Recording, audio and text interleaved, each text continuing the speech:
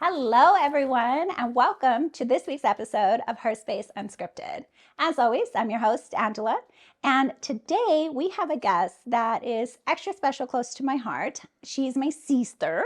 She is, this woman has overcome so much to become such a badass. And I don't say that lightly. She is a badass in every which way of the word. She is an amazing mommy. She has an amazing career. She is just that. She's amazing. And I'm so excited to have her on here. Carmen. Hi. Hi. Well, thank you. That was a good introduction, I guess you can say. But Thank nothing you. false. Well, Nothing false. I appreciate you. Thank you. Yes. No. So my sister, we'll start there because a lot of people know that I technically only have a brother. Right. But you have been my sister for a really long time. A really long time. I think I was 14. Yeah. Yeah, 14, 15. Whenever I met you. So we were really good friends. Yes. And hence the sister. It was more of like you were my caretaker. It wasn't really a friendship. It was more of a We caretaker. met because you were about to get beat up, and Yes. I made sure you didn't get beat up. That was very true. That's exactly how we met. That is exactly how we met. In a common area. Uh-huh. Yeah, I was about to get beat up, and then you saved me. Yeah. And then I just now never you left. saved me. And now I never left. Yeah. And then you literally became my sister. So I married your brother. Yes. Yeah. Yes, that happened. Yeah. And you just stayed my sister. Yes. You've always been my sister. Yeah. It's always been a friendship that I've cherished, and then it just became family. Like your mom, everything like that just became family. I just went to your house and never left. So. And we loved every minute of it. Oh, I appreciate it. And I mean, even to this day, our kids are, cousins, and they Yes. do the cousin thing. They even got a handshake. Yes. We're just family when we've been family. So for those of you who might be wondering, my sister, yes, I have a sister, and this is my sister. It's me. But so that we've known each other for a really long time. Yes. So I have seen you evolve in so many different ways into this amazing, beautiful, happy woman that you've become today. Thank you. So tell me a little bit about that. Clearly, you're an amazing police officer. What? Where, in case you guys were wondering what she did for a living. Yes. So you became a police officer, which, I mean, was that always the plan? Because I know it wasn't, but how, Well, it definitely wasn't the plan. I don't think it ever started off that way. Yeah. I wanted to do something. I just didn't know what I wanted to do. And I started working at the jail, and I didn't have a job initially. I was working as a waitress, working at Denny's, working at all the Mexican food restaurants. So I know all the ins and outs. I still get the hookups now. All that free appetizers. I'm like, thanks. But I started working at as a waitress, and then I worked at the jail when I was 18 after I graduated. And as I was working at the jail, I would see the officers come in, and I worked the booking area. So I kind of took it as a challenge because some of the officers, I told them I wanted to go be a police officer like those officers that were coming in. And then they're like, no, that LCPD it's a hard academy. You're not going to be able to get through. I'm like, yeah, say less. So then I applied, and then it just all went down from there. And that was 13, 14, 15 years ago. I think in that little 30 seconds, we learned so much about you because that is exactly who you are. Say less. Say less. Yeah. Like, I can't do what now? Yeah, that's exactly what it was. I never pictured myself as a police officer. It's not like I grew up, this is all I've ever wanted to do. But now this is all I've ever known. I can't picture myself doing anything else. So. Yeah. Well, in fact, if we were to be honest, this probably was the furthest thing when you were growing up that you thought you would definitely do. Mind you, you were the 14, 15-year-old wearing high heels to the whole time to school. Every the day. Only girl I knew that was wearing high heels to our high school. Still, it's a thing. So yeah, it's like I could run in those things. I could do more things than I can in gymnastics, Olympics, whatever I need to do with it. People now still will catch me in my heels every day, or any way I can be out of this uniform. I'm like, I'm a woman, I'm a girl. Just because I'm a cop doesn't mean I'm not a girl. So girl. But yeah, high school was a great time, and I was definitely the first. People see me like, oh my God, you're a cop? Like, that's crazy. I would have never imagined, like, you're so girly, you know? Yeah. But But I love here we that are. even more Mm-hmm. because, yeah, people look at you and underestimate you all the time. Yes. And so has that been like a driving force for you? Like that, or is it really just you that's like become your driving force? Or like how, because clearly it was why you became a police officer, Yeah. but now is it still, or like how, what does the evolution of that look like? I would think like within my career, sure, like as women, we tend to be underestimated, or that felt like I was underestimated. It just gave me a drive to do more. But it wasn't necessarily, um, it didn't relate. Like those two things didn't have relation to me. Like that you're super girly and then you're a cop. It wasn't something that were two separate things. It was just, it's me. Like here I am, Yeah. and I could do all things. Here I am, type of deal. So. Well, and I love that because, like you said, it is how people generally are like. Right. They see you and you're like, you do what? Yeah. Even Like when I go in to instruct the, the new cadets that go in, because I instruct in the academy and stuff like that, and they'll say, "Oh, we didn't know that like HR was coming in." I'm like, oh, ow. "Brother, like, what are you talking about HR? Like, what? I'm not You're HR." looking around like, who? Yeah, like I'm not HR. Like what? Or one of them said like, "When you used to work patrol," I'm like, "What are you talking about? Like, I still."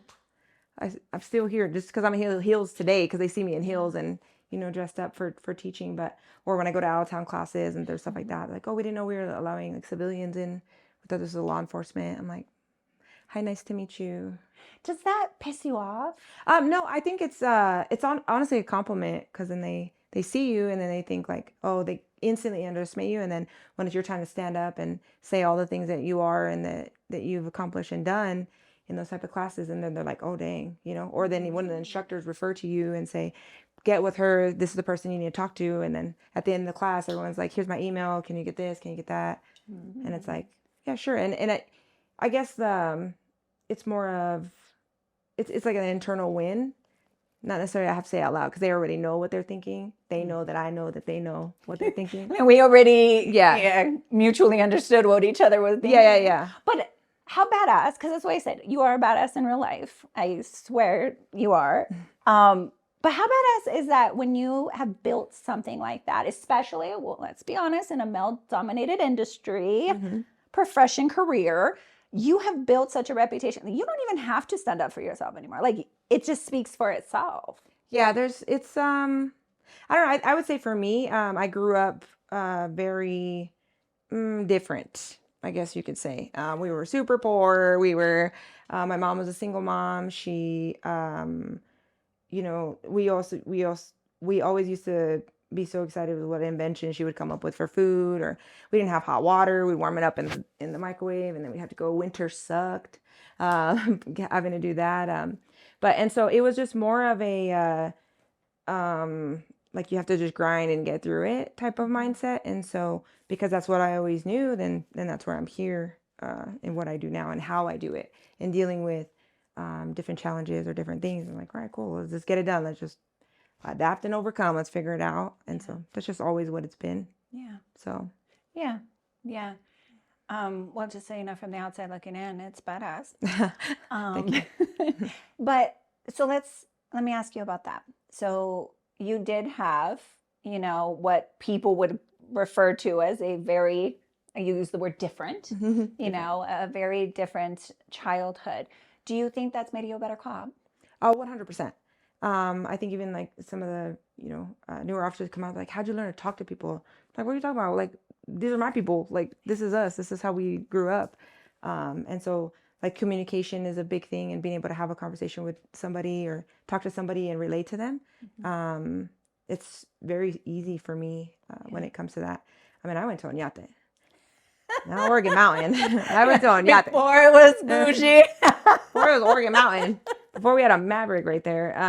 I went to Oñate, and so it was, lower income school or whatever it was, and whatever they called us. Yeah, whatever they called us, whatever everybody else called us. We were living our best life, but whatever everybody else called us, like, it was just a good time. So now we see, like, out on the street, you talk to people, you just talk to them like they're human, and it's a lot easier that way to relate to people. Like when people are struggling with something or going through something, it's easy for me to say, yeah, I could relate, but I truly can relate. Like you're struggling with bills, you're struggling with whatever, and I know, like I've seen it, I've lived it. So yeah.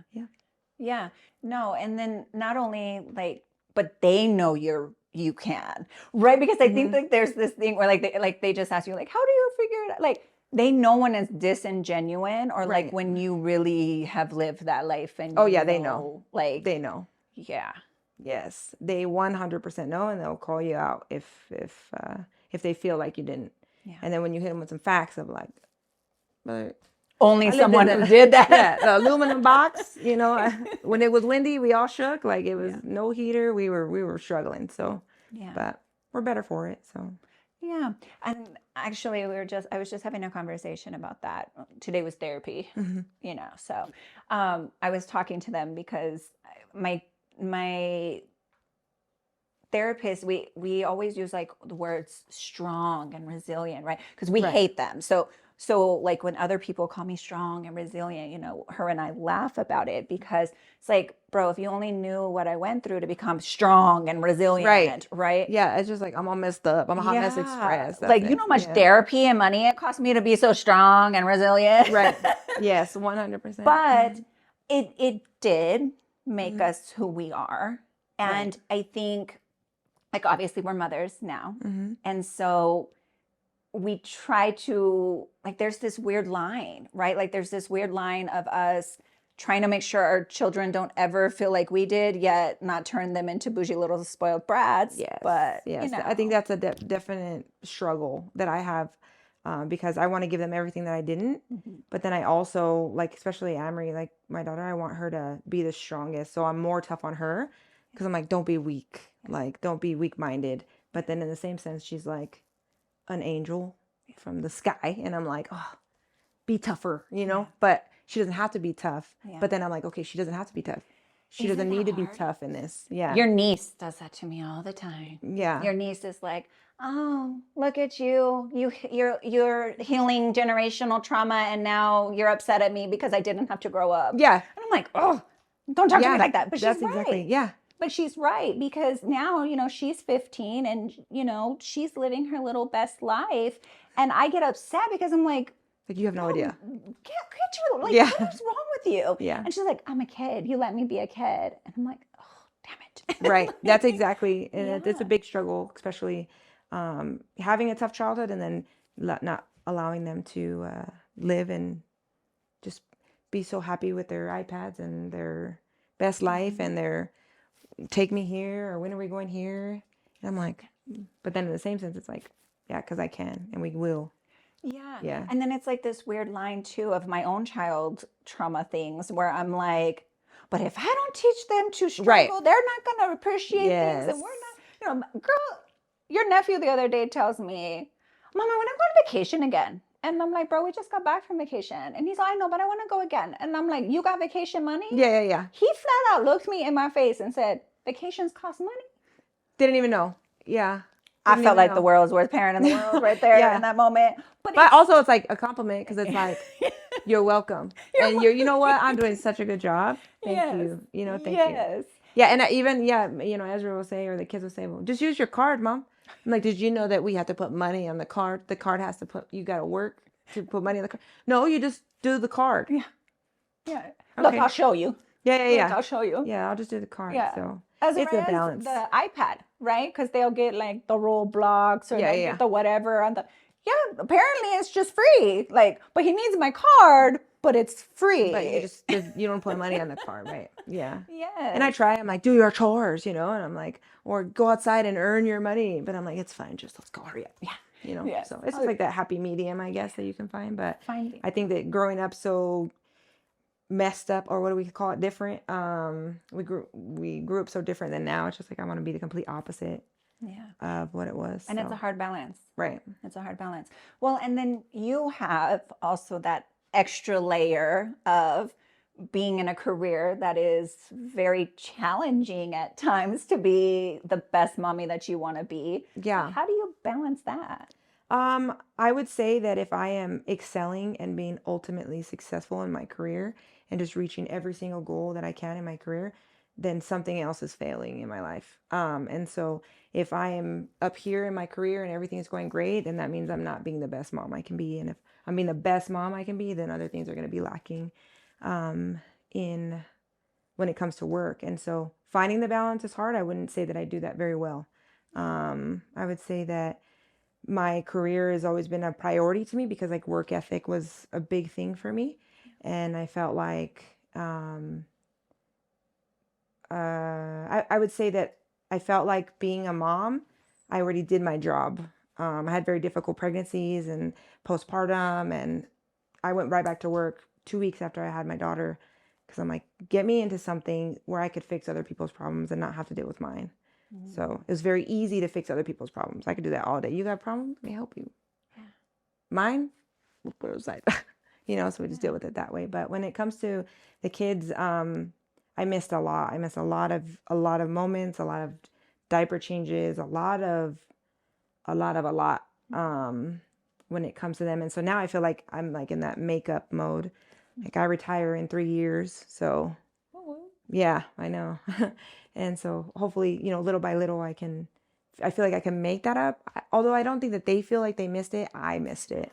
And so if I was working shift or holidays or, whatever it is, I wasn't there because I was at work. And although my career excelled, when I was doing well in my career, I did miss a lot of those moments. Yeah. A lot of good nights, a lot of good mornings. So yeah. And how have you become okay with that, or how did you become okay with that? Because I mean, I think it's like a daily battle. It's just like a constant. The kids are not impressed that I'm a cop. They don't. They wouldn't be. Yeah, they don't care. They're not impressed. People see me, and if I go pick them up from daycare or something like that, and everyone's, oh, and they're like, what the hell? This is my mom. Like, what do you. And so I wouldn't say that I've, completely fixed it, the issues or me, being the best mom that I can be. But I think that it's a work in progress. Yeah. Because again, my career still moves on. Like, there's job security and it's there as a police officer. So there's always something to do. So yeah. And that's part of being a good mom, right? It's right. making sure that they're taken care of, and that, and it just so happens that your career is quite demanding. And so, that looks a little different for your family. Yeah. I would just hope that they, when they get older, that they forgive me for working and know that that's what I was doing. That, like I was out working and I was just trying to be the best and be something that they could be proud of, because that's not what I had. So yeah, that's. But honestly, you and I have talked about this a million times, where it's like, there's no handbook. Right. There's no freaking handbook for this shit. And honestly, we're just trying not to screw them up. Right. Right. And so there's no real way of knowing if we're doing until, when they're like 30 and they're like, you're living on therapy. Yes. Like, oh shit. Okay. I guess I screwed that up. That's my biggest fear. But, yeah. I think the fact that you have the ability to be mindful of that, even because I said it on one of the podcasts, because I saw it on TikTok, that only good parents care. Yeah. Only good parents care when their choices affect their children, or how these things or what like only good parents care. Yeah. It's only hard being a parent if you're a good parent. Yeah. So the fact that you are so worried about what that looks like, or finding that balance, or, I think that already puts you ahead of a lot of people. That's so awful. Yeah, I would hope so. For my kids' sake, I would hope so. But yeah, I guess there's just a lot of different things. And maybe when they get older, they'll understand it. Yeah. They're 8 and 5 right now, but see, and I have the privilege of having an older one now, saw this last, episode where, Mija, like, I have the privilege now of being able to see, like, did I really screw it up really bad? Right. Yeah. Like, are you good, or like, are you okay or no? She's starting to show her becoming this little human. Yeah. And I'm like, oh, obviously I wasn't perfect. So we've had our moments where we've had to, talk about some things and figure some things out. And I'm sure as life progresses, we'll have more moments like that. Yeah. But when they're little, it's like, you're just praying for the best sometimes. Yeah. just trying to break some of those generational curses, and then Yeah. let them both live their life. My son is just feral. Oh, your son. And then my daughter is a saint. So it's just kind of finding the balance between them Your two. son and my son, Yeah. they're both right there. Yeah. Love him to death, though. He's exactly like me. Exactly. Yeah. So it's just I guess finding that balance. And I say that, I retire in 3 years, but I don't think I will. So we'll talk about that because, as you know, I work a lot too. But I don't find a place, like, I love my work. Right. Like, if you were to tell me, like, because they're like, well, if someone could tell you, you don't have to work tomorrow, everybody's like, oh my God, yes, I would jump No, at I'd that. be like, no, I need to go to work. I got wouldn't, stuff to do. Yeah. I might last a week. Yeah. Like, and then I'll be itching. Like, I can't stay in this Yeah. house any longer. Yeah. Oh, no, I could never. Like, I can never be a so, stay-at-home mom. Bless yeah. all you stay-at-home moms. Yeah. You guys are the real heroes, because I Yeah. could never. I did it for like 8 months, girl. I was like, I could never. twitching. I needed an adult conversation No. so badly in my life. Yeah. Like, I just think it's more of like that job satisfaction too. Like I get so much like satisfaction, like self gratification when it comes to work, because there's like results. Like you have a goal and then you have a result, and you goal and then you have a result of that goal, and you accomplish it and move on, make another one. So I don't think when it's time to retire, I'm gonna be able to be able to let it go. But I mean, make plans and go from there. Yeah. A lot of things that I've opportunities that I've had within my career that I could build on. I'm a polygraph examiner, so that's something that I can build on later, and maybe not take so much time from home, or I mean, I don't know, there's a lot of stuff. Yeah. And who knows, right? Right. Because let's be honest, today we didn't think we'd be here 5 years ago, or so who knows. But having the opportunity and having, and you really created all that for yourself. So I love to point out how many opportunities you now have, and how many opportunities your children have to just live such a different life. And you created those for yourself. I mean, how does that, is that something you recognize? Like, is that something you think about? Or I don't think it was just, no, to answer that question, no, it's not something that I'm like, yeah, I did this, but it's just more of like, it wasn't an option for me. I had 2 options, and I had every excuse to be nothing. And people would say, oh, like poor girl. Like, I mean, look at the hand that she was dealt. Like, what do you expect? Yeah, she had no chance. Like, and my thought was like, okay, I could use it as a crutch. I have it, and I could use it, and I could throw those cards out every day. But then it's like, okay, well, but then what? Like, I'm bougie. Like, I like nice things now. This lifestyle ain't gonna finance itself. Yeah, it does not. And so I need to, no, but in all seriousness, I feel like that it just wasn't an option to me, because I knew people would feel bad for me. I would get like that feel sorry card if I went that route, and I would deserve it. It would be like, oh, like my mom was a drug addict. It was rough. We had a rough life. But now ultimately I see it, I see it on the opposite end, and we still go through it today as adults, but it's more of, I didn't have the option. So I guess I don't really recognize it until like I see my kids, or, the life you built. the life that I'm able to live because of it, and hard work definitely does pay off. I will say that it was a lot of work, a lot of sacrifices, but I'll do it all again.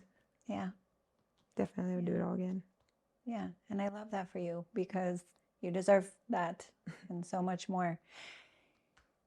Knowing that it came with a lot of sacrifices, it came with a lot of things. I would imagine that you have had many people that have either come along in your life to try to make you go one way or the other.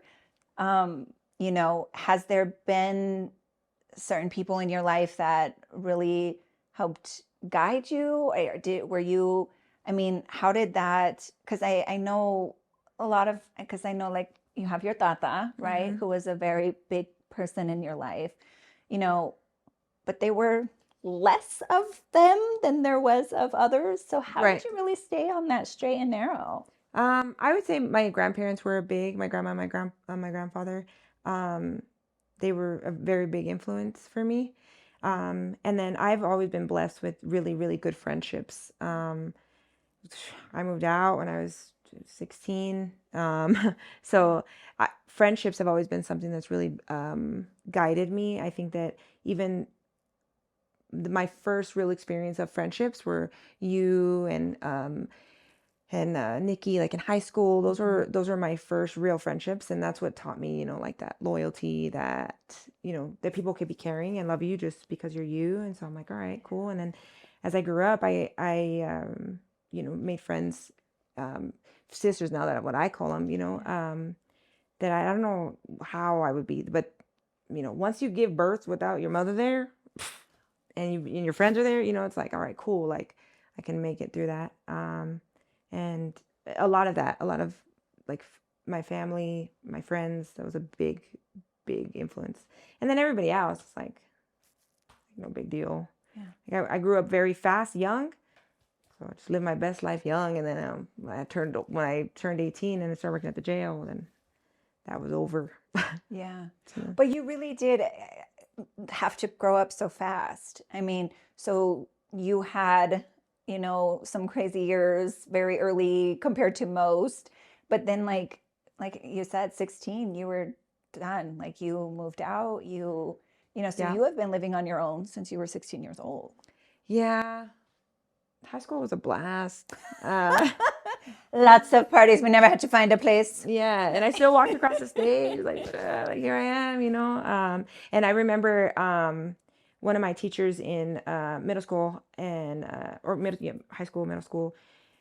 Um, I won't say middle school just so that we don't say her name, but and she had told me, like, don't think that you're gonna accomplish anything or you're gonna become anything just because you're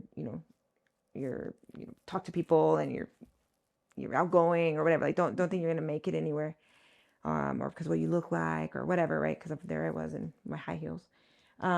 And so I saw her when I was training after I got out of the academy, and we were like, you go with another officer, but in the schools, we would go to the schools, and I saw her and she was like, Carmen, and I'm like, hey, what's up? Bless her heart, she had to deal with me. But and she's like, wow, you became a police officer. I said, yeah. I said, you were one of my motivators without even knowing. For all the wrong reasons. Yeah, for all the wrong reasons. But she apologized to me later on at a football game. I was working a football game, and she came up to me with her husband. She's like, I want to introduce you to my husband. And she said, I remember that day that I told you that you weren't going to amount to anything or become anything. And every single time I see you, that weighs so heavy on me. And I'm, of course I forgave her. Like, everybody deserves grace. And she didn't know who she was talking to, but she didn't know any better at the time. Yeah, she didn't know any better at the time. I was a hot mess express, so she was dealing with me. But now, I just saw her like a couple months ago at the baseball game, and she waved, and Yeah. So I'm sure that there's a lot of that, like from like, again, it goes back to that, like, oh, she's not going to amount to anything type of deal. But it's like I said, it's like that, I guess, that gratification of, Yeah. here we are. Yeah. And that's like a teacher of all people to tell you such a thing. Yeah, she said sorry, so it's okay. Yeah. She meant it. You're more forgiving than I She am. paid. You're more forgiving than I am, I guess, because those are the people that are supposed to say very different things to you in that time when you're a hot mess express. Yes. They're supposed to support you in different ways. And so, yeah, and I tell you, I know so much of your younger life and all of those things, because it's when I met you and came into your life, during some crazy years. Yes. And I don't think that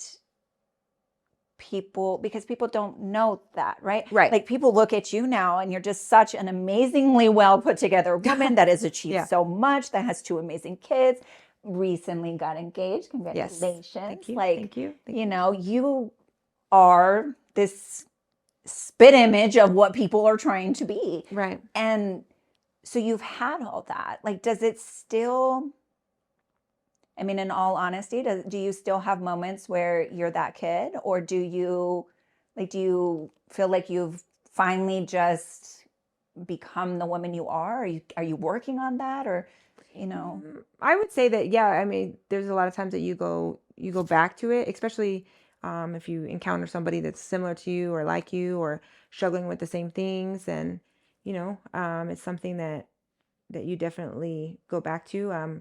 I was a victim of domestic violence. I was, like everything that all the, the calls that you go to, like I said, it's just easier to go, deal with other people's problems. And so then, yeah, you find yourself back in those moments sometimes. And then, I'm sure there's still a lot more healing and a lot more things that I can work on. yeah. Because as I'm growing, it's my first life too. I'm living this life too.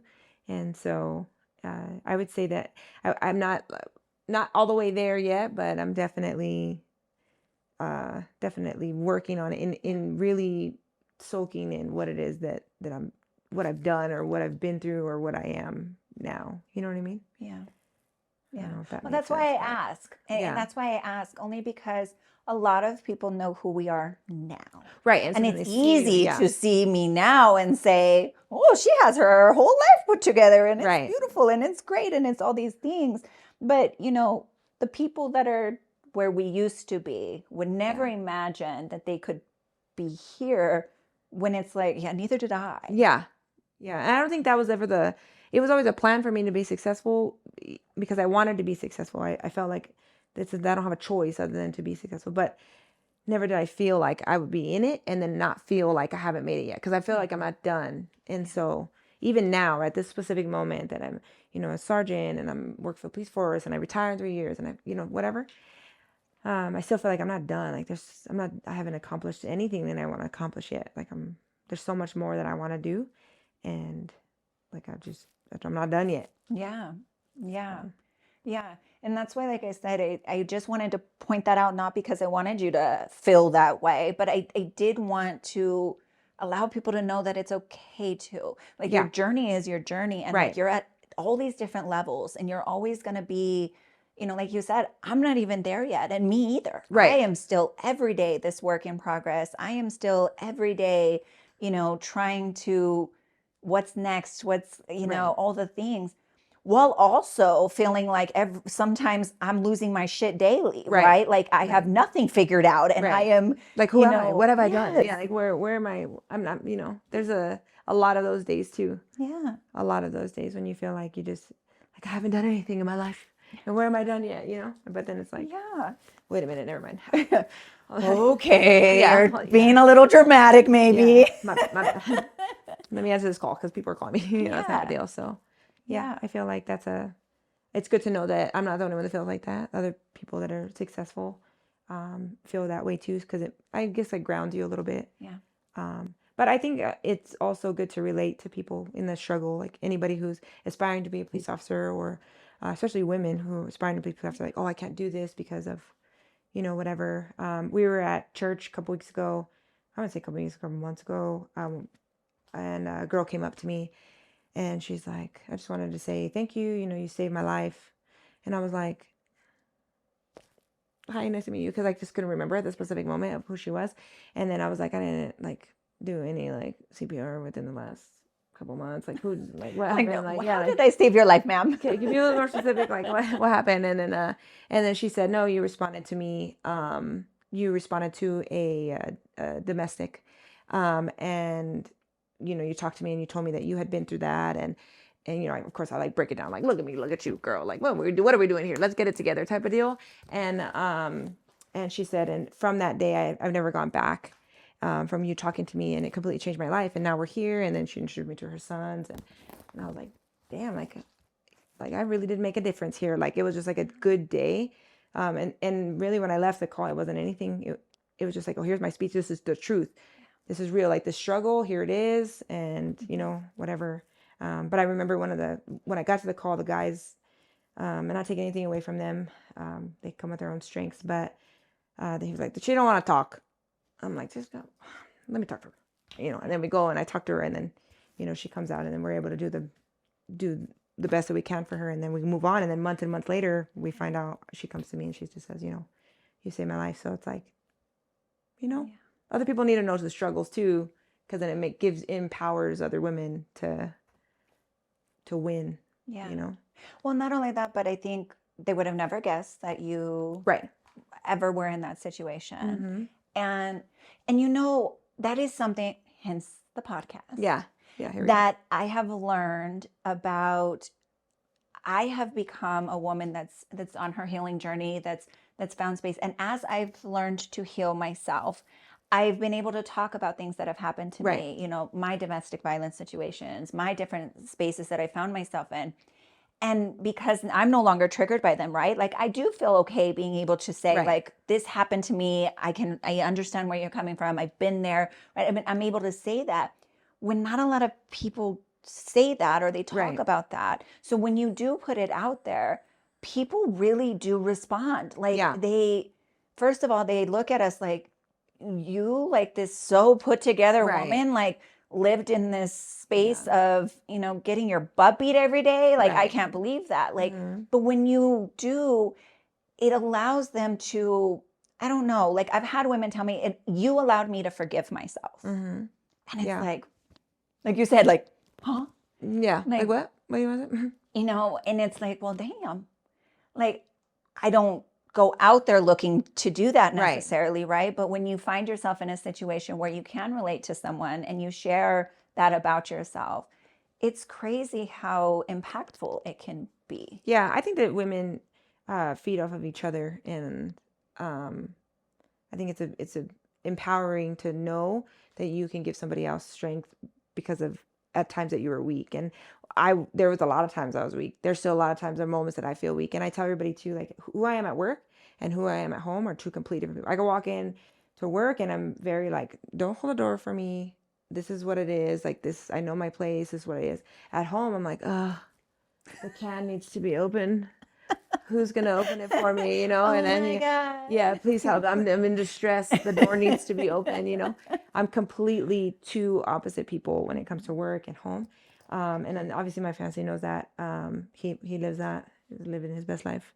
But at work, and when the officers hear that, they're like, what the hell? Like, that's not you. And so it's the same concept of knowing that we went through struggles, or we were weak at sometimes, or we went through the worst of the worst, but here we are as strong women, or perceived to be strong women, or we are strong women. Then it's like even weird to say, like, I'm a strong woman. Yeah. The fact that you feel the need to correct yourself. No, you are a strong woman. Yeah. But I was saying earlier too that word is so condescending sometimes. Yeah, because like, why wouldn't I be? Like, I guess I don't know. Why do I have to say I'm a strong woman? Right. Like, as if most of us aren't. Yeah. Or Yeah, and I think that's why I don't do it. My feelings about like being a woman, or being a woman in like a male feeling, they're probably not too popular. Tell me. Yeah, what are your probably feelings? not too popular in it, but I love being a woman. I absolutely love it, and I'm under no way, shape, or form trying to be a man. I understand that my choice of my job choice is male dominant. I understand that men we're less than 12%. I'm the only female sergeant in the entire department. We have one female lieutenant, and that's it. Like, or not. You know what? Actually, we just promoted one more female sergeant. I don't want to take anything away from her because she's a badass. But it's a rarity, and a lot of women are like, oh, we need to be equal with men. I'm like, for what? Like, why do you want to be a man? Like, I'm a woman. Why would you want to? I don't want to be no man. Like, I'm a woman. Yeah. And so I tell the new girls that come out all the time, like, don't you ever try and be equal with a man. You're not going to be equal. You're not going to be as physically strong as them. They're going to be able to do things more effectively, and they come with their own strengths, and so do we. Yeah. Nor could they be you. Right. Yeah. And so do we. So we come with our own strengths that they don't have.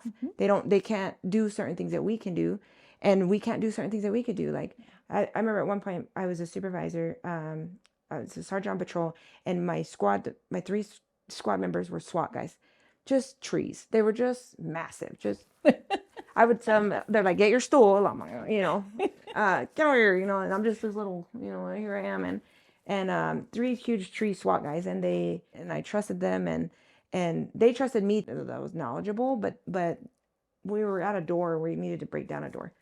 And of course my trees are standing behind me, and then I'm like, why am I going to break down the door? It's more effective for the tree to do it, but we had to get through the gate first. And they were going to break down the gate, because they're big, strong, like, did we check the knob? And then, It's open. Yeah, it's open. That door's open. We don't need to break down that one, guys, and we all have our different strengths. And so a lot of the opinion of it is that women should be, we should be equal with the men because we worked at, like, no, you don't have to prove anything to anybody. We're already here. We work here. We already made it. You already did your proving. And then you're here with it. And there's a lot of times when these boys are like, oh, here's a baby. We don't know what to do with it. I'm like, just give me the baby, like, here we go. Do you guys know that this baby, let me change a diaper. Like, I don't find it as a weakness. Like, oh, bring the woman. Like, yeah, bring the woman. The woman is here. Let me go and whatever. So I think that men are like the men in our department and super strong, not only physically, but mentally. They come with all of their own strengths and we need them, but they need us too when it comes to what we bring as women. Yeah. And so one of the biggest, examples that I could give, of when one of my new girls, she came in and she was on her own and she was mad. She came in and she was sat down in my office and she was mad and she was shaking, like mad. I'm like, all right, talk to me. What do we got here? She's like, I went to a call and, the guys were there, whatever. And I was going to lift him up. It's like a wrap thing. You just carry the person in the handle. She's like, I was going to lift him up. And one of the guys tapped me on the shoulder and said, move. Let me get it in front of everybody. And, and he said, move, let me get it. And naturally, he's like this big old tree man, and so she's like, I moved, but he shouldn't have done that. He degraded me. He made me feel like I shouldn't have done that, and or that I couldn't do it because I'm a cop and I couldn't. I'm like, oh, when did he say you couldn't do it? At what point did he say that you couldn't do it? And she's like, well, like he didn't. I'm like, yeah, because it's more effective for him to do. Move out the way. Move. Go open the door for him. That's your job. It's not a competition. Like, you don't have to prove yourself to anybody, especially being a woman. And so we had that conversation. Well, and the fact that she is the police officer, she's already proven that she could do that. Like, you made it. Yeah, and you're a little badass. And I appreciate you for that. Instead of struggling and carrying this big old huge man, they can one-arm him and put him in the trunk. And I told her, if it was only you there, I have no doubt that you would figure it out and you would get the guy and you would move him. But if you've got a better resource, you got a better tool, better resource to make it more effective, then do that. But you got to be smarter. Yeah. And so I'm like, you got to use what we got. That's what we got. And so. Well, and then there might be moments, and there will be moments when she's going to have to tell him, move aside. Exactly. Just like the domestic of like, she don't want to talk to me. Move aside. Yeah. Let me relate to this woman. Yeah. And then we can make the change there. And so, and they acknowledge it and they're like, all right, cool. Yeah. You go talk to her because I don't know. And it may be offensive to some of them too. And but at the end of the day, it's like both sides need to understand that why not? Yeah. Like, we work hard enough. Yeah. And there is, and I will say that women have to work 10 times. I would tell the girls too, you got to work 10 times harder than any man just to be where you're at. Yeah. That's it. No matter what. Because there is a lot of people that don't believe that women should be in police. I remember my grandma, she told me, God, if I called the police and I needed help, I would not want you to respond. I'm like, Grandma. She's like, I see this 120-pound woman coming to save me. Like, girl, get out of here. Send me the tree, because I don't want you. And that's my own grandma, like, but they know me outside of work, not inside of work. And not to say that I'm like, some, big old strong person, but we get it done, whatever it is that we need to do, we get it done. And so I know there's a lot of people that maybe don't feel that women should be in law enforcement, but so like even our academy right now, we have 10 girls in there. I know it's a big female academy, and I see them. I'm just so proud of them. Like, yes, keep going, like just keep pushing everything, keep pushing. The guy tells, oh, you guys can't run fast. Like, all right, just run fast, get there, wait for us. We'll get there, tell you what to do. Like we'll figure it out. You guys will be standing around until I get there and tell you what to do. Yeah, I remember that was a, the academy joke with all the boys, because we were super smart, but then they would run fast. And it's like, all right, well, let's work together so that we could be, more successful in this. Just 10 women in an academy is unheard of. Yes. How do you feel knowing that you're a trailblazer for that? You know what? Oh, look, I just got goosebumps. Because of that. I would say that it's very impactful to me because I feel like, I look at them and I just want them to be successful. And even in the girls that I supervise, I would tell them, like, I'm very hard on you and I'm going to be more hard on you than I would on any other man, any other cop or a man, because you have to be able to be strong in all these different things. Everybody's expecting you to fail. And so it's a big win for us females, I would say, to have all of them in there, and hopefully they're successful. They should be graduating here in September. I think that they will be, but I'm definitely rooting for them. And one of the girls, she even said, she's like, I used to work at Denny's. I'm like, me too. Like, me too. I'm like, those mother truckers that you just became my favorite and you don't even know it. Like, they order shakes and they know we got to clean that shake machine, man. So, and then she was just like, wow, like, that's what I want to, this is what I want to be like. I want to do like that. And I'm like, okay, cool. Like, then let's make it happen. Anything and everything I can do to help them. That's my plan or my goal. Yeah. So the girls know that. Yeah.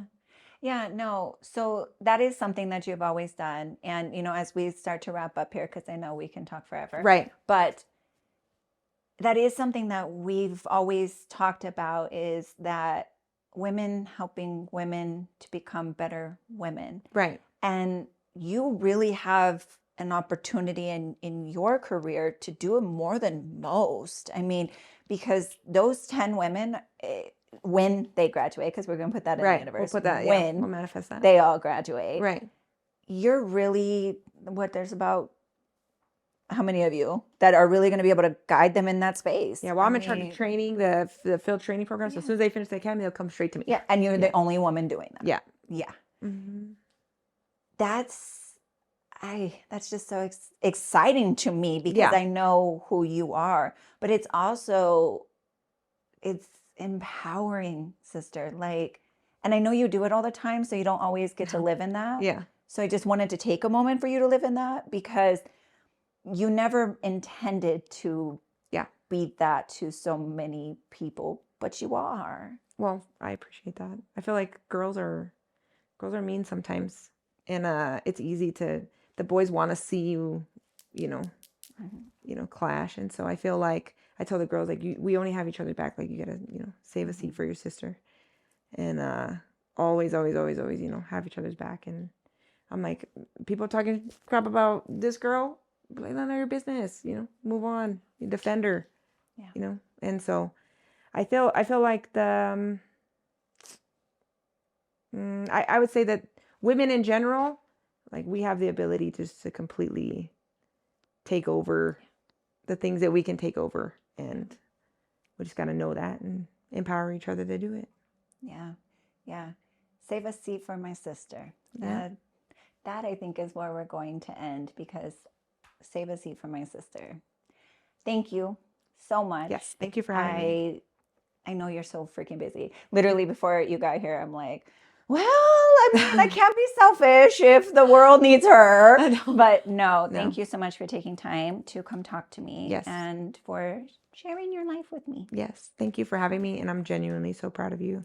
I can go on forever and ever and ever. And everything that you said about me is exactly how I feel about you. And I look up to you and all your accomplishments and everything that you've done. And so.